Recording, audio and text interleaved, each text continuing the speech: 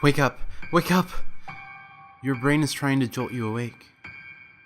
However meek and disturbing your dream was, does not compare to what you will see when you wake. You wake up in a room. The room is draped in a thick layer of darkness. The only light, though dim, comes from a vertical window. The light tries to cut through the shadow, but only illuminates a tiny portion of the room. You breathe in a slow breath. The smell of a rusty metal fills your nostrils. You start to cough violently at this point, both from the air and also from your escalating fear. You don't know how you got here, and you don't seem to care. You scream bloody murder for your salvation, but you know salvation will never come. You frantically try to find a way to escape, but the binds that restrict your wrists and your ankle prevent any progress. No amount of strength will release the screws that bolt the chair to the floor. You are in a room.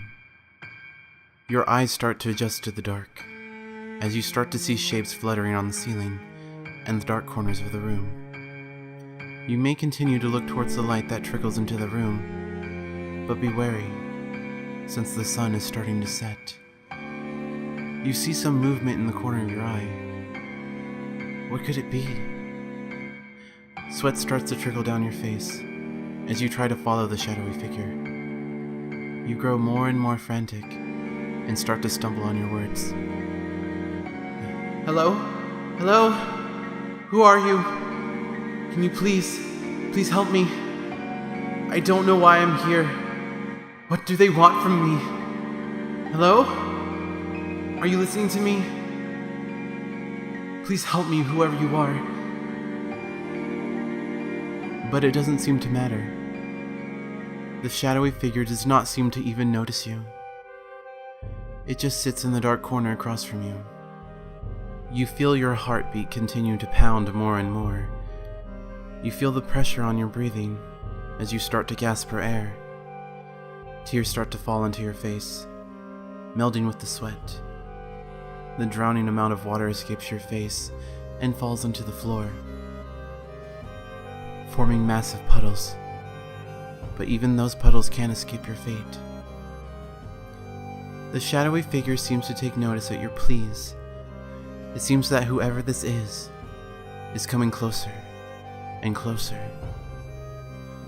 You don't know whether or not this shadow is your salvation or your doom. The face of the roommate is blocked out from the encroaching darkness as the sun dips closer and closer behind the horizon. You continue to gaze upon the roommate, waiting for it to do something. However, you fail to notice that the sun is almost completely gone. Even the sun needed to escape. It needed to find salvation from beyond the horizon. But the sun has pushed you into the darkness. You keep gazing at the roommate as the last fleeting sun rays jump off the cold floor and out the window to the dilapidated space. Suddenly, the roommate stops a few feet away from you in your chair. His head gives the impression that he's looking up and down at you. You feel your heart beat even faster and faster, as if it will burst out of your chest at any minute. You feel the sweat and tears dripping off your chin in buckets. You feel the darkness hold you into its cold grasp.